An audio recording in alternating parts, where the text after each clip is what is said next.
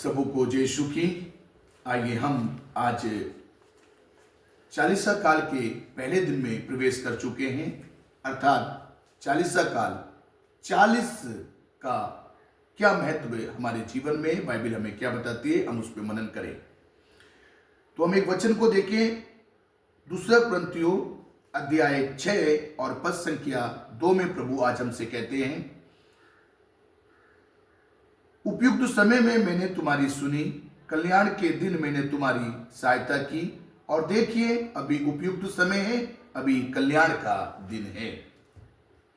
हाँ भाइयों, ये 40 काल हमारे लिए बड़ा उपयुक्त और कल्याण का समय है।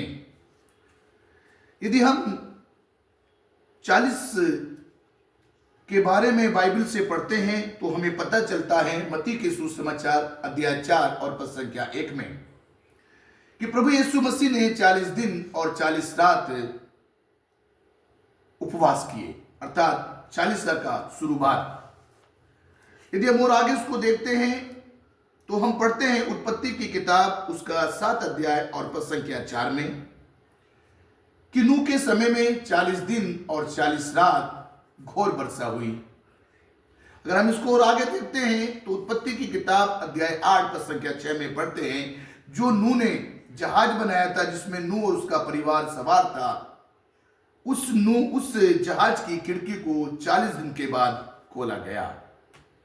यदि हम इस 40 के बारे में और आगे देखते हैं तो हम पढ़ते हैं निर्गमन की किताब उसका 24 अध्याय और पद संख्या 38 में कि मूसा ने सिनै पर्वत पर 40 दिन और 40 रात उपवास किए, अर्थात वे प्रभु के साथ 40 दिन सिनै पर्वत पर रहा।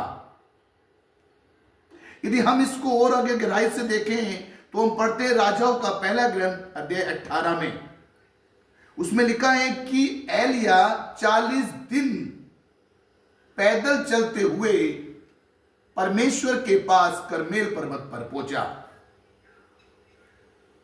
अगर और उसको हम देखें तो हम देखते हैं योना नबी के बारे में। योना की किताब में अगर पढ़ते हैं तो उसमें लिखा है कि योना नबी को निनवे जब भेजा गया तो उसने भविष्यवाणी की, घोषणा की कि इस निनवे देश को 40 दिन के बाद परमेश्वर नष्ट कर देगा।